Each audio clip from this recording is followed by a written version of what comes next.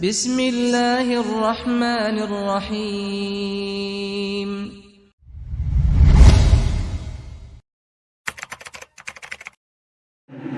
Bismillahirrahmanirrahim. Assalamualaikum warahmatullahi wabarakatuh.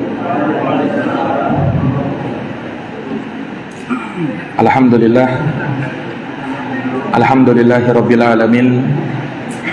Wabihi nasta'inu ala umuri dunya waddin.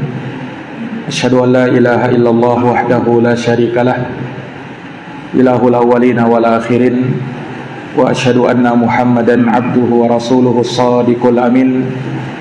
Sallallahu alaihi wa ala alihi wa sahbihi wa man tabi'ahum bi ihsanin ila yaumiddin. Wa sallama tasliman katsira. Amma ba'd. Allahumma la ilma lana illa ma 'allamtana innaka antal alimul hakim.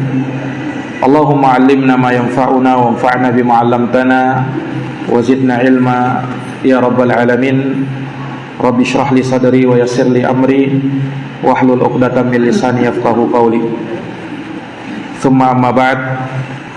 Ma'asyiral muslimin wal muslimat, hadirin wal hadirat, Bapak Ibu, saudara-saudari jamaah salat maghrib yang dirahmati oleh Allah Subhanahu wa taala. Alhamdulillah wa syukrulillah wa la haula wa la quwata illa billah.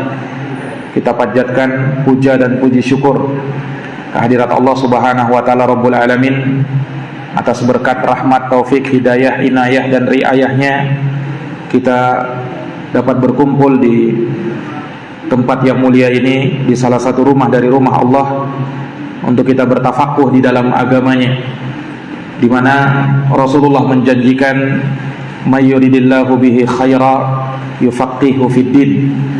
Barang siapa yang Allah inginkan padanya kebaikan, maka dia akan diberikan pemahaman di dalam agama. Salawat dan salam semoga terhaturkan selalu kepada junjungan kita, qudwah kita, uswah kita, tauladan kita, Rasulullah Muhammad sallallahu alaihi wasallam, berikut kepada keluarga, para sahabat, serta orang-orang yang senantiasa meniti jalannya hingga hari kiamat nanti. Para hadirin, para jamaah Masjid Al-Kautsar yang dirahmati oleh Allah, pada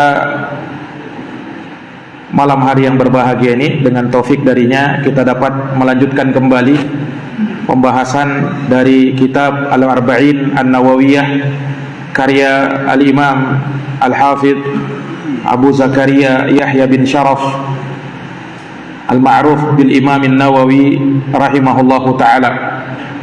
Kita masih pada hadis yang ke-24, hadis yang diterima dari sahabat Abu Dar Jundub ibn Junadah Al-Ghifari radhiyallahu ta'ala anhu. Telah kita bacakan penggalan hadis sebelumnya, yaitu firman Allah Subhanahu wa taala di dalam hadits qudsi ini, ya ibadi innakum tukhti'una bil-laili wan-nahar. Wahai hamba-hambaku, sesungguhnya kalian bersalah siang dan malam. Wa ana aghfirud dzunuba jami'an, dan aku mengampuni semua dosa. Fastaghfiruni aghfir lakum, maka mintalah ampunan kepadaku, niscaya aku akan ampuni dosa-dosa kalian. Maka ini penegasan dari Allah Subhanahu wa taala bahwa manusia, sealim apapun dia, sesaleh apapun dia, maka pasti akan jatuh dalam kesalahan, sadar atau dia tidak sadari. Dia akan selalu melakukan perbuatan dosa. Akan tetapi Allah Subhanahu wa taala tidak membiarkan kita begitu saja. Allah menyediakan maghfirah dan ampunannya, asalkan hamba ketika dia berbuat dosa dan jatuh dalam kesalahan, dia segera meminta ampun dan beristighfar kepada Allah. Dan ingat bahwa Allah mengampuni semua dosa, sebanyak apapun, sebesar apapun, sebejat apapun dosa yang kita lakukan. Andaikan kita jujur bertaubat dan memohon ampun, maka tidak ada yang namanya putus harapan, tidak ada yang namanya tidak ada ampun dan tidak ada maaf. Allah Maha Pemaaf, Allah Maha Pengampun. Jikalau hamba jujur di dalam meminta ampun dan bertaubat kepada Allah Subhanahu wa taala. Maka itu sudah kita jelaskan di pertemuan sebelumnya. Maka pada pertemuan malam hari ini kita akan bahas penggalan hadis berikutnya yang berbicara tentang kemanfaatan dan kemudaratan, semuanya di tangan Allah Subhanahu wa taala. Maka Allah berfirman, ya ibadi, wahai hamba-hambaku. Allah panggil hamba-hambanya. Dan disebutkan oleh para ulama bahwa ibadi, hamba-hamba Allah di sini mencakup jin dan manusia. Sebab hamba-hamba Allah bukan hanya manusia. Hamba-hamba Allah juga ada dari kalangan jin. Dan merekalah yang mukallaf, yang diberikan beban oleh Allah Subhanahu wa taala menjalankan syariat. Sebagaimana manusia diberikan beban untuk menjalankan syariat, maka demikian pula jin. Makanya Allah berfirman, "Wa ma khalaqtul jinna wal insa illa liya'budun." Tidaklah kucipta jin dan manusia kecuali agar mereka beribadah kepadaku. Maka sebagaimana manusia beribadah, jin juga beribadah. Maka ketika Allah mengatakan ya ibadi, wahai hamba-hambaku, ini mencakup jin dan manusia. Kata Allah Subhanahu wa taala, innakum lan tablughu durri fatadurruni. Kalian tidak akan bisa memberikan kemudaratan sama sekali kepadaku. Walan tablughu naf'i fatanfa'uni. Dan kalian tidak akan bisa memberikan manfaat sedikit pun kepadaku. Karena tidak ada yang memudaratkan Allah. Dan Allah Maha sempurna, tidak butuh kemanfaatan dari hambanya. Maka keterangan ini menjelaskan kepada kita bahwa Allah Subhanahu wa taala adalah zat yang maha kaya. Allah tidak butuh kepada makhluknya. Makanya dari nama Allah Subhanahu wa taala As-Samad. Di antara mana As-Samad, yakni semua hajat-hajat makhluk itu berpulang kepada Allah Subhanahu wa taala. Dan semua selain Allah pasti bersandar kepada Allah, sementara Allah Subhanahu wa taala tidak bersandar kepada siapapun. Allah tempat bersandar, dan Allah Subhanahu wa taala tidak bersandar kepada siapapun juga dari makhluknya. Allah tidak butuh kepada kita, dan Allah tidak butuh kita memberikan manfaat kepada Dia. Tidak akan berpengaruh mudarat ataukah manfaat di sisi Allah, karena Allah yang memberikan manfaat dan Allah yang menolak mudarat itu. Maka ditegaskan di dalam hadis ini bahwa kalian wahai manusia, wahai jin, tidak akan bisa memberikan sedikit pun kemudaratan kepadaku. Bagaimanapun usaha kalian, bagaimanapun upaya kalian, tidak akan berpengaruh kepada Allah. Sebagaimana juga kalian tidak akan bisa memberikan manfaat apapun kepadaku. Sekalipun kalian beramal, sekalipun kalian beribadah, maka itu tidak akan memberikan manfaat apa-apa kepada Allah Subhanahu wa taala, sebab Allah Maha Kaya. Wallahu ghaniyun wa antumul fuqara. Allah adalah zat yang Maha Kaya dan manusia dialah yang butuh kepada Allah. Dalam Quran Allah berfirman, ya ayyuhalladzina amanu antumul fuqara'u ilallah wallahu huwal ghaniyul hamid. Wahai sekalian manusia, kalian adalah hamba-hamba yang fakir, yang butuh kepada Allah, sementara Allah Subhanahu wa taala dialah zat yang maha kaya lagi maha terpuji. Sementara Allah dialah zat yang maha kaya lagi maha terpuji. Maka dari keterangan ini ya menunjukkan bahwa seseorang di dalam agama ini jangan pernah ia merasa berjasa di dalam agama ini. Apapun yang telah dia berikan, apapun yang telah dia sumbangkan, apapun yang telah dia berikan dari pemikiran, tenaga, kekuatan, sumbangan hartanya, pengorbanannya, jangan merasa bahwa sayalah orang yang paling berjasa di dalam Islam. Iya. Seberapapun yang kita lakukan untuk memberikan kemanfaatan kepada agama yang mulia ini, sebab Allah Subhanahu wa taala tidak butuh kepada kemanfaatan. Oleh karenanya di dalam Al-Qur'an Allah Subhanahu wa taala sebutkan bagaimana di masa Nabi ada sebagian orang yang merasa dia paling berjasa di dalam Islam karena telah memeluk agama Islam. Allah tegur di dalam ayatnya, yamunnuna 'alaika an aslamu qul la tamunnu 'alayya islamakum balillahu yamunnu 'alaikum an hadakum lil imani in kuntum shadiqin.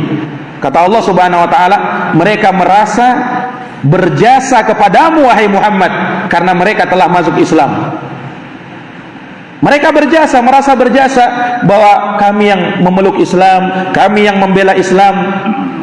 Maka Allah berfirman, "Qul," katakan wahai Muhammad, "la tamunnu 'alayya islamakum." Jangan kalian merasa berbangga. Jangan kalian merasa telah berjasa dengan keislaman kalian kepadaku. Balillahu yamunnu 'alaikum an hadakum lil iman. Akan tetapi Allah lah yang telah memberikan anugerah kepada kalian sehingga memberi hidayah kepada kalian untuk beriman, in kuntum shadiqin, jika kalian adalah orang-orang yang beriman. Ini teguran dari Allah Subhanahu wa taala kepada orang-orang yang merasa dirinya paling berjasa di dalam agama ini. Iya. Sebab agama ini akan ditinggikan oleh Allah Subhanahu wa taala, baik dari kita atau dari selain kita. Baik kita ada ataukah kita tidak ada, Islam telah ditinggikan oleh Allah Subhanahu wa taala. Nah, ini para hadirin yang dirahmati dan dimuliakan oleh Allah Subhanahu wa taala. Nah, sehingga Islam tidak butuh dengan kita. Sebagaimana ya Allah Subhanahu wa taala tidak butuh dengan pengorbanan kita. Ini dari perkara yang harus kita pahami, bahwa kemanfaatan dan kemudaratan itu tidak berpulang kepada Allah, tetapi kemanfaatan dan kemudaratan itu berpulang kepada makhluk.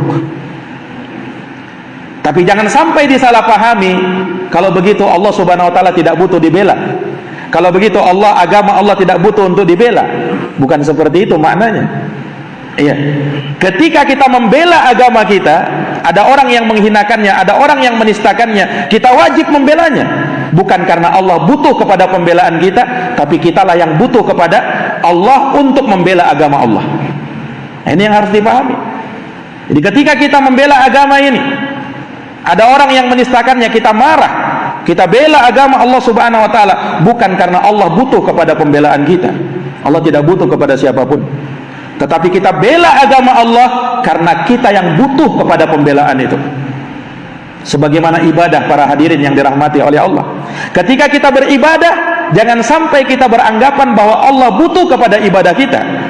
Allah tidak butuh dengan ibadah kita. Tetapi kita beribadah, kenapa kita beribadah? Karena kitalah yang butuh kepada ibadah itu. Karena kitalah yang butuh kepada ibadah tersebut. Nah, ketika kita sholat misalnya, bukan karena Allah butuh kepada sholat kita, tapi kitanya yang justru butuh kepada sholat itu. Ketika kita sholat, ketika kita zakat, ketika kita melakukan apa saja dari amalan ini, jangan sampai beranggapan bahwa Allah butuh kepada sholat kita, puasa kita, zakat kita. Allah tidak butuh dengan itu. Tetapi kenapa kita lakukan semua itu? Karena kitanya yang butuh kepada itu. Karena kemaslahatannya berpulang kepada kita. Ketika kita sholat, Allah berikan pahala, Allah masukkan surga. Siapa yang mendapatkan manfaat dari situ? Kita. Iya. Sementara Allah Subhanahu wa taala tidak perlu diberikan manfaat, karena Allah Maha sempurna. Kekuasaan Allah Maha sempurna, tidak butuh ditambah-tambah lagi. Nah, ini para hadirin yang dirahmati dan dimuliakan oleh Allah Subhanahu wa taala. Nah, dari sini juga menunjukkan betapa sempurnanya kekuasaan Allah, betapa sempurnanya kerajaan Allah Subhanahu wa taala, sehingga tidak butuh untuk ditambah-tambah oleh makhluk. Nah, dan menunjukkan kepada kita bahwa kemanfaatan dan kemudaratan itu di tangan Allah Subhanahu wa taala, bukan di tangan makhluk. Sehingga kalau kita menganggap sesuatu ini bisa mendatangkan manfaat, bisa menolak mudarat, maka harus kita lihat apakah Allah Subhanahu wa taala menetapkan hal tersebut ataukah tidak. Jangan sampai kita menganggap bahwa ini bisa mendatangkan manfaat, ini bisa menolak mudarat, sementara Allah Subhanahu wa taala tidak tetapkan hal tersebut bisa membawa manfaat atau bisa menghilangkan mudarat. Sebab kapan kita meyakini hal tersebut, maka bermasalah di dalam akidah kita. Makanya suatu pelajaran yang pernah diberikan oleh sahabat Amirul Mukminin Umar bin Khattab radhiyallahu taala anhu dalam hadis yang diriwayatkan oleh Imam Al-Bukhari dan Imam Muslim. Disebutkan dalam hadis itu, Amirul Mukminin Umar bin Khattab pernah datang ke Hajar Aswad di Ka'bah. Kemudian beliau mencium Hajar Aswad sebagai bentuk menjalankan syariat Allah Subhanahu wa taala, mencium Hajar Aswad. Kemudian Umar bin Khattab berkata-kata, seakan-akan beliau berbicara dengan Hajar Aswad ketika itu. Apa kata Amirul Mukminin Sayyiduna Umar bin Khattab radhiyallahu anhu? Kata beliau, ama wallahi inni la a'lamu annaka hajarun la tanfa'u wa la tadurru falaula anni ra'aitu Rasulullah sallallahu alaihi wasallam qabbaltuka ma qabbaltuka. Kata beliau, ketahuilah wahai Hajar Aswad, demi Allah saya benar-benar tahu kamu itu hanyalah sebongkah batu, tidak bisa menolak mudarat dan tidak pula bisa mendatangkan manfaat. Andaikan aku tidak melihat Rasulullah mencium kamu, niscaya aku tidak akan mencium kamu. Kata Umar bin Khattab radhiyallahu taala anhu. Inilah akidah seorang muslim. Dia tidak menganggap ada batu yang bisa memberikan manfaat atau menolak mudarat, sehingga diyakini dengan keyakinan-keyakinan yang menyimpang yang nanti belakangan hari bisa muncul kesyirikan kepada Allah. Itulah orang-orang musyrikin jahiliyah terdahulu. Mereka menyembah batu, mereka menyembah pohon, mereka menyembah kuburan, mereka menyembah apa saja yang mereka sembah karena mereka yakin itu bisa menolak mudarat, itu bisa mendatangkan manfaat. Maka Umar bin Khattab dengan akidah beliau yang mantap, beliau berkata-kata seperti itu kepada Hajar Aswad. Padahal apa itu Hajar Aswad? Disebutkan dalam hadis, Hajar Aswad itu batu dari surga. Tidak ada batu di dunia ini yang kita beribadah kepada Allah dengan menciumnya melainkan Hajar Aswad. Hanya Hajar Aswad seperti itu. Tapi bersamaan dengan itu, Umar bin Khattab mengatakan, wahai Hajar Aswad, kau tidak bisa mendatangkan manfaat dan kau tidak bisa menolak mudarat. Aku mencium kamu karena melihat Rasul mencium kamu. Ini semacam apa? Dalam rangka mencontoh Rasulullah sallallahu alaihi wasallam. Bukan kita meyakini bahwasanya Hajar Aswad itu bisa mendatangkan manfaat atau mudarat. Nah, sama halnya ketika kaum muslimin berhaji, memenuhi panggilan Allah, tawaf di Ka'bah, bukan artinya kaum muslimin menyembah Ka'bah. Kaum muslimin ketika tawaf di Ka'bah, ya, beribadah menghadap Ka'bah, itu karena Allah yang perintahkan. Hakikatnya kita beribadah kepada Allah Subhanahu wa taala dengan menghadap kiblat, ya, dengan menghadap Ka'bah, itu bukan kita menyembah Ka'bah.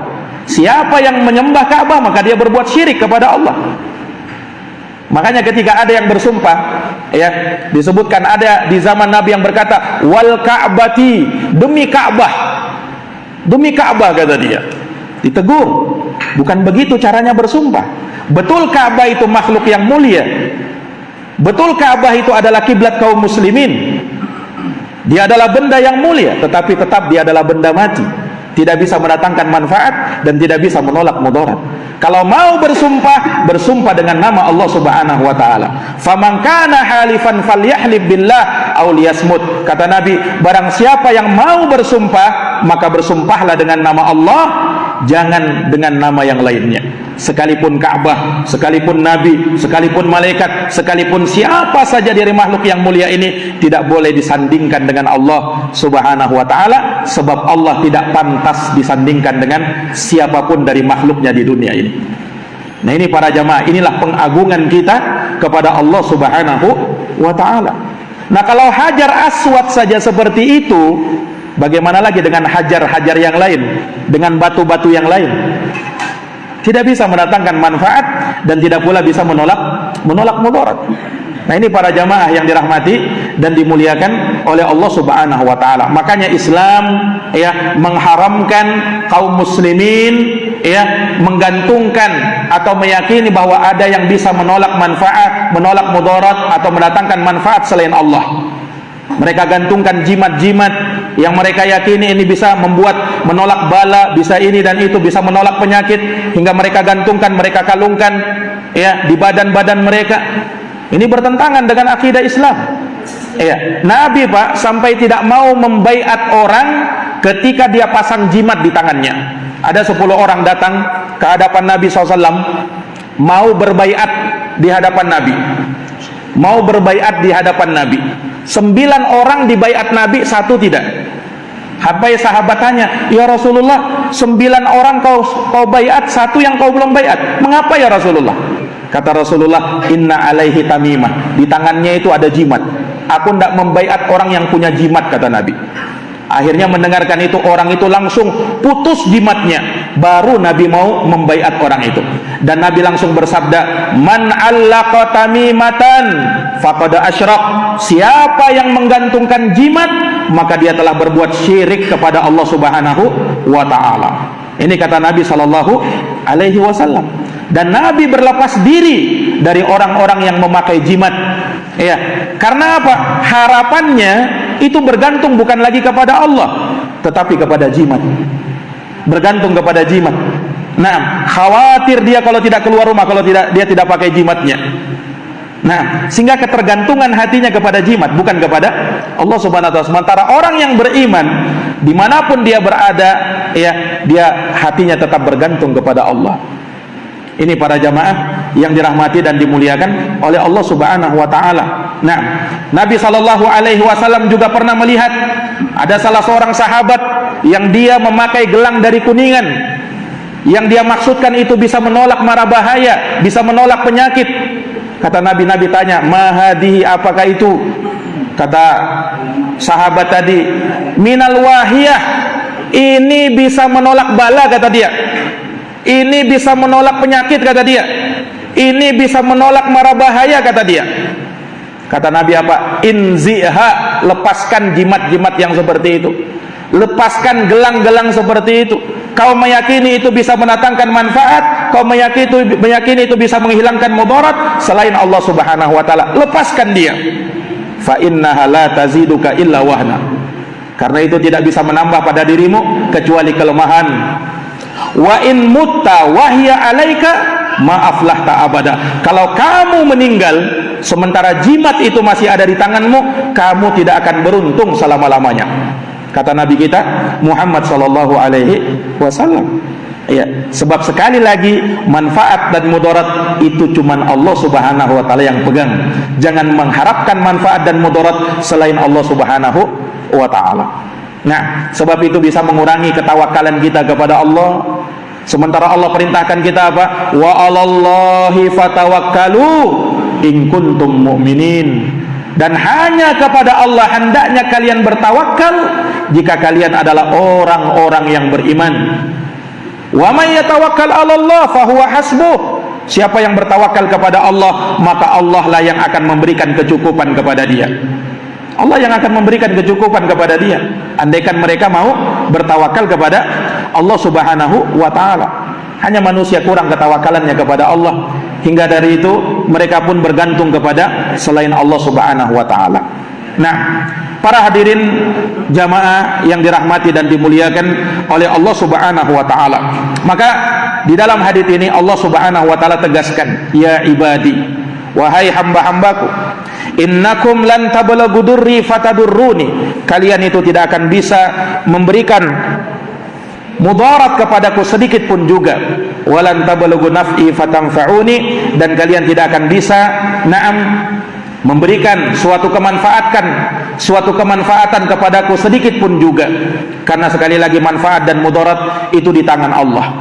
Kemudian Allah berfirman lagi, ya ibadi, wahai hamba-hambaku, wahai hamba-hambaku dari kalangan jin maupun manusia, inna awwalakum law anna awwalakum, andaikan orang pertama di antara kalian, wa akhirakum, sampai orang yang terakhir di antara kalian, wa insakum wa jinnakum, baik dari kalangan manusia maupun dari kalangan jin. Jadi manusia yang pertama sampai manusia yang terakhir. Manusia yang pertama Adam alaihi salam, sampai manusia yang terakhir yang ada dan hidup di dunia ini. Demikian pula jin yang pertama, iblis. Itu jin yang pertama sampai jin yang terakhir. Kata Allah, laukanu ala atqa qalbi rajulin wahidin minkum. Seandainya mereka semuanya berada dalam satu hati orang yang paling bertakwa. Jadi kalaulah seandainya mereka itu hatinya semuanya orang yang paling bertakwa, mazada dzalika fi mulki syai'a, maka itu tidaklah menambah sedikit pun juga kekuasaan Allah Subhanahu wa taala. Subhanallah.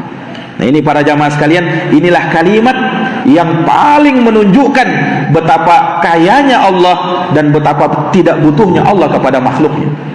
Baik, para jamaah sekalian yang dirahmati oleh Allah, perhatikan. Allah Subhanahu wa taala menyebutkan seandainya manusia pertama sampai manusia yang terakhir, jin yang pertama sampai jin yang terakhir, semua dari mereka itu menjadi orang yang paling bertakwa. Siapa orang yang paling bertakwa di dunia ini? Nabi kita Muhammad sallallahu alaihi wasallam, ya kan? Tentu tidak kita ragukan. Rasulullah SAW manusia yang paling bertakwa di dunia ini. Sampai ketika ada 3 orang sahabat, Pak, datang ke rumah Nabi bertanya bagaimana ibadahnya Nabi. Kemudian mereka seakan menganggap bahwa ibadah mereka masih kurang, lalu mereka pun menampakkan sikap ekstrim dalam beragama. Ditegur sama Nabi, Pak, ingin berusaha mau mengalahkan ibadahnya Nabi menurut mereka. Kata Rasulullah SAW, ala inni akhsyakum lillah wa atqakum lahu. Ketahuilah, saya ini, kata Nabi, orang yang paling takut sama Allah dan orang yang paling bertakwa sama Allah. Walakinni usolli wa arkud wa asumu wa uftir wa atazawwajun nisa. Tapi saya itu sholat, saya juga tidur, saya puasa, saya juga berbuka, dan saya menikahi wanita. Faman rogiba an sunnati falaysa minni. Siapa yang tidak suka dengan sunnahku, maka dia bukan dari umatku, kata Nabi. Jadi orang yang paling bertakwa kita sepakat, dialah Nabi kita Muhammad sallallahu alaihi wasallam. Iya.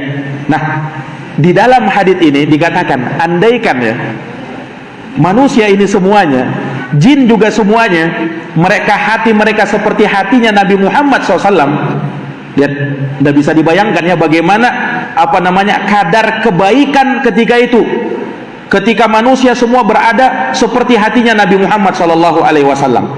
Jangankan semuanya seperti hatinya Nabi Muhammad, satu orang saja seperti Nabi Muhammad SAW, betapa luasnya kebaikan, ya kan? Baru satu orang itu, Nabi kita Muhammad SAW, betapa besarnya kebaikan-kebaikan yang beliau ciptakan dengan kehadiran beliau.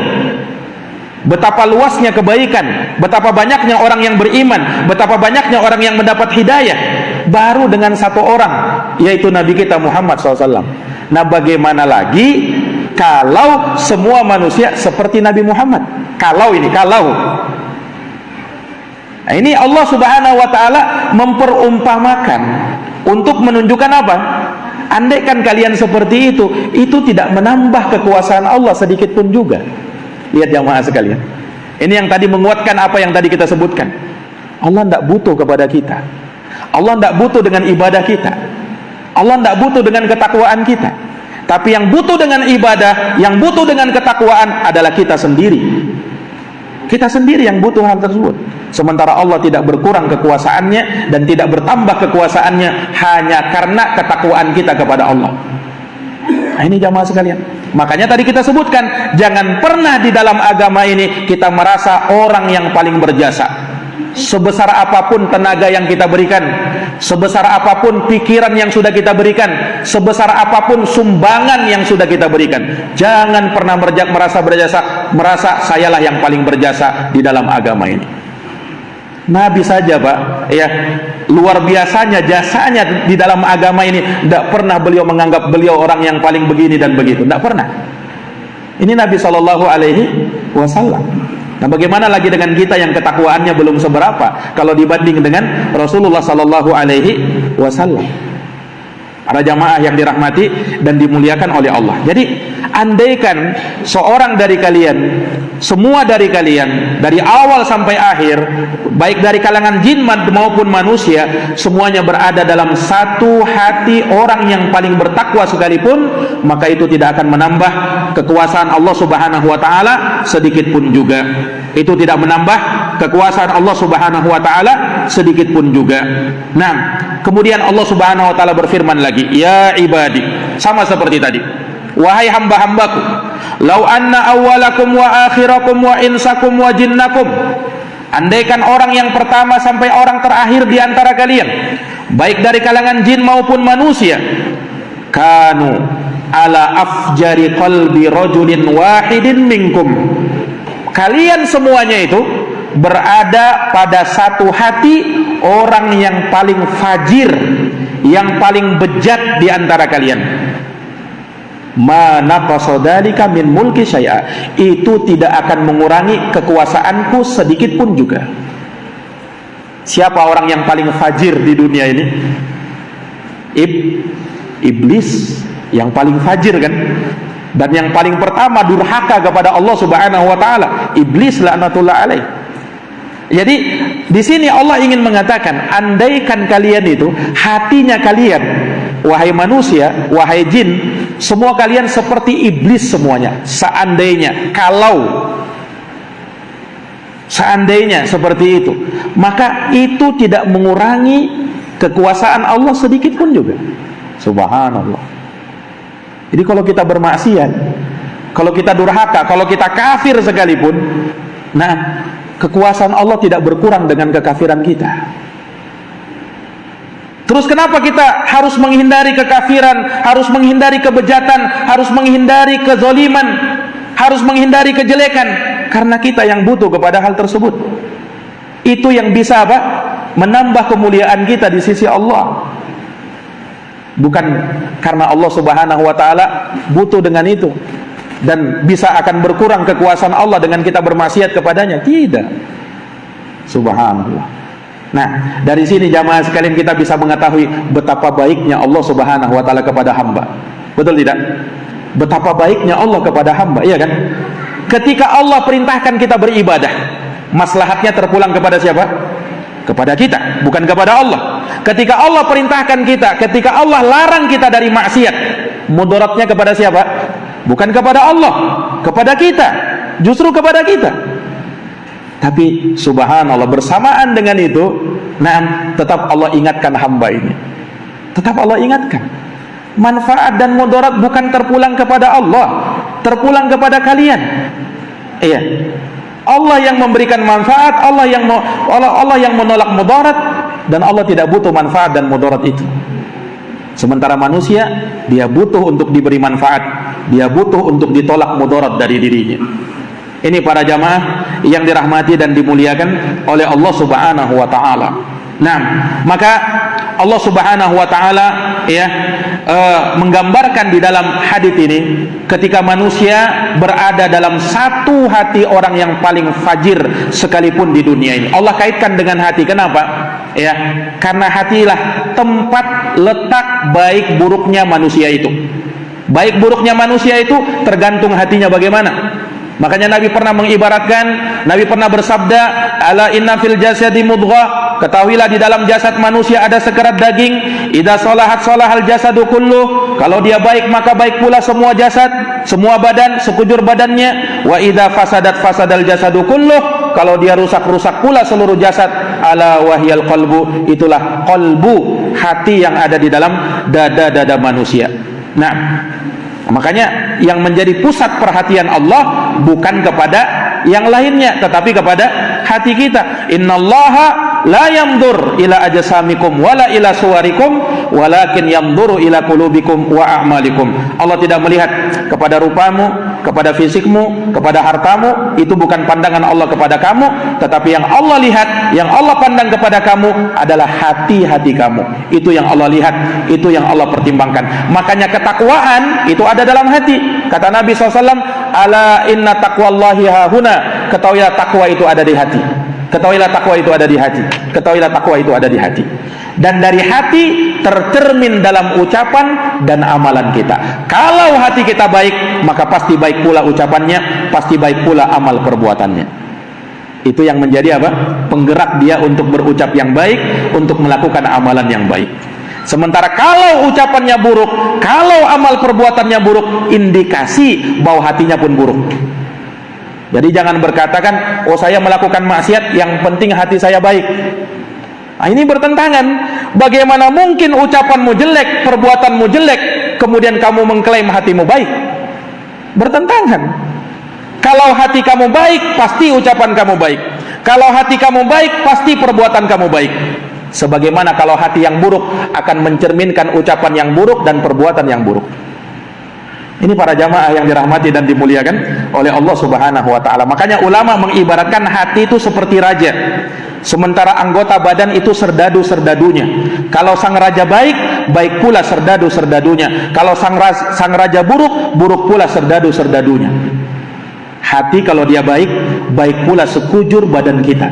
Hati kalau buruk, buruk pula sekujur badan kita. Ini para jamaah yang dirahmati dan dimuliakan oleh Allah. Makanya Rasulullah SAW, Allah Subhanahu wa ta'ala di dalam hadits qudsi ini menyebutkan dan memandang dan melihat kepada hati manusia. Andaikan berada dalam hati orang yang paling bertakwa, andaikan berada dalam hati orang yang paling fajir sekalipun.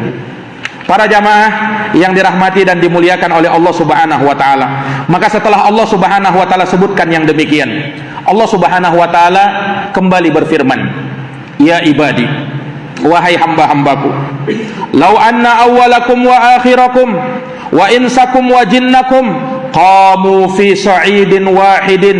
Andaikan semua dari kalian, dari orang yang pertama sampai orang yang terakhir, baik dari kalangan jin maupun manusia, qamu fi sa'idin wahidin, semua dari kalian itu berdiri di atas suatu dataran, fasa'aluni, lalu kalian semua minta kepada saya, fa'ataitu kulla insanin mas'alatah, niscaya kata Allah, aku akan beri semua permintaan kalian, aku akan beri apa yang kalian inginkan, ma naqasa dzalika mimma indi, dan pemberianku itu kepada kalian, ketika aku kabulkan doa kalian, aku beri apa yang kalian inginkan, itu tidak akan mengurangi sesuatu apapun yang ada di sisiku, illa kama yanqusul mikhyatu idza udkhilal bahar, kecuali seperti kalau jarum dimasukkan ke dalam lautan, lalu diangkat itu jarum, lalu menetes air-air yang bekas jarum tersebut, seperti itu saja berkurangnya kata Allah. Maknanya tidak berkurang sedikit pun juga. Baik, para jamaah sekalian yang dirahmati oleh Allah, ini pun kalimat yang semakin menunjukkan betapa luasnya rahmat Allah itu, betapa kayanya Allah Subhanahu wa taala itu. Lihat, sehingga manusia ini jangan berpikir begini, oh kalau manusia semuanya meminta sama Allah, berdoa semua sama Allah, oh betapa sibuknya Allah kalau begitu, harus mengabulkan permintaan si fulan, si alan, si yang berada di negara ini, berada di negeri ini, berada di daerah sini, betapa sibuknya Allah kalau begitu. Oh jangan berpikir seperti itu. Lihat dalam hadis ini, andaikan kalian berdiri semuanya dan kalian meminta serentak kepada Allah, berdoa semuanya mengangkat tangan kepada Allah, dan Allah kabulkan permintaan kalian, Allah tidak sibuk untuk mengabulkan permintaan kalian. Allah tidak berat untuk mengabulkan permintaan kalian. Ini para jamaah yang dirahmati dan dimuliakan oleh Allah Subhanahu wa taala. Dan disebutkan oleh para ulama, Allah Maha mampu untuk mendengarkan ucapan dan permohonan hambanya tanpa tumpang tindih. Manusia, Pak, kalau ada orang berkata-kata, bertanya kepada dia, masing-masing mempertanyakan sesuatu kepada dia, bisa tidak dia jawab? Oh tidak bisa, kan kita bilang satu-satu lah. Tidak bisa saya jawab semuanya itu. Allah Subhanahu wa taala tidak seperti itu. Kalian minta, semuanya kalian minta, berdiri dalam satu kesempatan, dalam satu waktu, secara bersamaan, semuanya Allah Maha mampu mengabulkannya, dan Allah Maha mampu mendengarnya tanpa tumpang tindih. Tanpa tumpang tindih. Allah tahu ini permintaannya si fulan begini, si alan begini, si fulan begini, si alan begini, semuanya Allah tahu. Subhanallah. Lihat para jamaah sekalian yang dirahmati oleh Allah. Ini menunjukkan betapa luasnya, luar biasanya ya Allah Subhanahu wa taala pencipta kita ini. Dan dari situ menumbuhkan pengagungan yang sangat besar kepada Allah Subhanahu wa taala. Siapa kita ini? Siapa makhluk ini? Nah, Allah Subhanahu wa taala Maha besar dan Allah Subhanahu wa taala Maha sempurna. Tidak ada sedikit pun cacat pada diri Allah Subhanahu wa taala. Sampai seperti ini. Nah, dan dari sini juga menunjukkan kepada kita jangan pernah bosan-bosan kita memohon dan meminta kepada Allah Subhanahu wa taala. Makanya dalam adab berdoa, kalau kita mau berdoa kata para ulama, jangan berdoa itu menggantung. Berdoanya itu salah-salah, jangan. Tapi minta kepada Allah Subhanahu wa taala dan pastikan doamu kepada Allah. Jangan berdoa begini, ya Allah ampuni doa saya, ya Allah, ya Allah ampuni dosa saya, ya Allah, kalau Engkau hendaki, ya Allah. Kalau tidak kehendaki, tidak apa-apa juga. Jangan berdoa seperti itu. Itu namanya tidak menjazmkan dalam doa. Pastikan kita minta, ya Allah ampuni dosa saya, ya Allah. Ya Allah tambahkan rezeki saya, ya Allah. Jangan malu-malu, jangan sungkan-sungkan dalam berdoa. Allah tidak berat untuk mengabulkan doa kalian. Ini para jamaah yang dirahmati dan dimuliakan oleh Allah. Dan dalam berdoa jangan pernah kita putus harapan dalam berdoa. Berdoa terus dan berdoa terus. Nah, jangan mengatakan, oh saya berdoa tapi Allah tidak mengabulkan doa saya. Itu alamat ketika kamu berucap seperti itu alamat doa kamu betul-betul tidak dikabulkan sama Allah. Allah itu mengabulkan semua doa para hambanya, ya kan? Allah mengabulkan doa semua hambanya. Ya, Allah Subhanahu wa taala yang menjamin, ud'uni astajib lakum. Berdoalah kepadaku, niscaya aku akan kabulkan doa kalian. Hanya jangan terburu-buru minta hari ini besok mau dikabulkan. Jangan seperti itu. Nah, kita minta kepada Allah betul-betul, tunggu Allah Subhanahu wa taala kabulkan. Kalau Allah tidak beri di dunia, Allah beri nanti di akhirat. Dan itu juga bentuk pengabulan doa. Makanya kata ulama, Allah mengabulkan doa hambanya itu dengan salah satu dari 3 hal. Nah, manusia ini pahamnya kalau berdoa dia minta A, diberi A, baru itu dikabulkan. Itu saja yang dia pahami. Padahal masih ada 2 yang lain bentuk pengabulan doa. Terkadang hamba minta A misalnya, Allah beri, Allah kabulkan doanya, tapi bukan diberi A, diberi B. Itu juga pengabulan doa. Itu juga pengabulan doa. Kenapa jamaah sekalian? Kita minta ini tapi Allah beri yang lain, karena Allah lebih tahu apa yang kita butuhkan ketimbang kita merasa bahwa kita butuh yang ini. Allah lebih tahu kebutuhan kita apa. Sehingga Allah tidak kabulkan doa kita itu, tetapi Allah kabulkan dalam bentuk yang lain. Allah berikan dalam bentuk yang lain. Misalnya ketika hamba minta, ya Allah tambahkan rezeki saya, ya Allah. Ya Allah tambahkan gaji saya, ya Allah. Tidak dikunjung ditambahkan, tapi Allah berikan dalam bentuk yang lain. Dan itu kadang kurang kita sadari. Mungkin Allah Subhanahu wa taala sehatkan badan kita, tidak pernah jatuh sakit. Itu juga rezeki dari Allah. Yang banyak manusia tidak sadar. Yang banyak manusia tidak sadar. Itu yang kedua. Dan ada yang ketiga, Allah kabulkan doa kita. Allah tidak kasih di dunia, tapi Allah kasih nanti di akhirat. Dan ini pengabulan yang lebih besar lagi. Sebab apa? Pemberian Allah di akhirat jauh lebih besar daripada pemberian di dunia. Makanya jangan pernah bersuudzon kepada Allah. Jangan pernah berburuk sangka kepada Allah. Saya sudah berdoa tapi Allah tidak kabulkan doa saya. Jangan berkata seperti itu.